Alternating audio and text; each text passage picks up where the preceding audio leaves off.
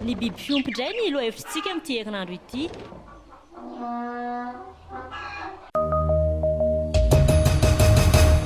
Manana biby fiompy ve ianao?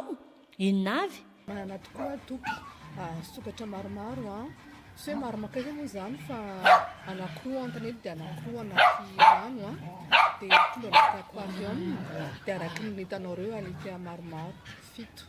Ie manana akoho dia kisoa dia omby any ambanivohitra.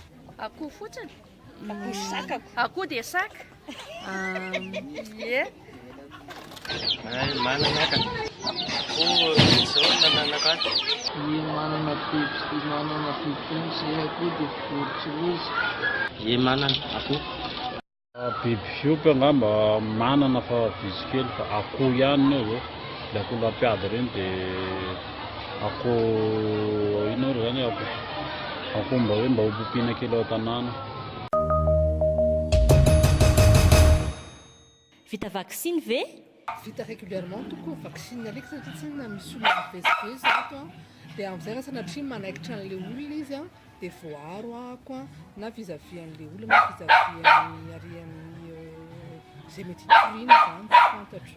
Ny omby atao vaksiny isaka ny embolana dia ilay akoho isaka ny 2 volana dia ilay kisoa isaka ny 2 volana. Vita vaksiny? Tsy manana vaksiny vorona, tsy manana vaksiny biby izany zay fa tokony amin'ny dokotera ilay marary. Manao vaksiny amin'izay mba salama tsara ilay biby. Manao vaksiny ihany any amin'ny reny vétérinaire reny satria tsy fantatra koa fa be dia be zao ilay aretina mahazo an'ilay akoho amam-borona dia farany tsy maintsy atao vaksiny zareo. Hividianana sakafo manokana ve? Sady eny sy satria mihinana legioma sy vary izy dia hena isan'andro sainga eo amin'ilay legioma fotsiny no mila vary hena dia mihinana croquette indraindray dia tsy hamena fotsiny kosa izy hoe ovy na poireau dia tsy mihinana crustacés sy voamaina. Ny trondro indray tena mihinana sakafo spécial mihitsy vidianana amin'ilay mpivarotra trondro ireny amena misy izy paillette dia misy koa izy granule kely ohatra ny petit pois kely multicolore, misy izy vert raha ohatra ka hoe mila plante ilay trondro dia rouge raha ohatra hoe ina ny tadiavin'ny trondro. Ie misy ny sakafo hohaniny aloha zany katsaka dia mifangaro apombo dia mifangaro misy provandy ho an'ilay zanak'akoho kely. Ny sakafon'ny omby villa dia kizozy, dia villa maitsomaitso ireny ny amena anazy alohany amin'izao. Misy sakafo ka, ilay saka zao mihinana vary, mihinana ronono kely, mihinana mofo. Ie. Dia ilay akoho? Ilay akoho indray mihinana katsaka sy vary, dia mihinana pombo kely.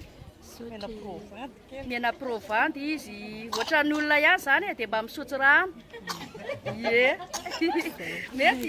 Tsy manana mahazistana izany fotsiny ny sakafo dia katsaka.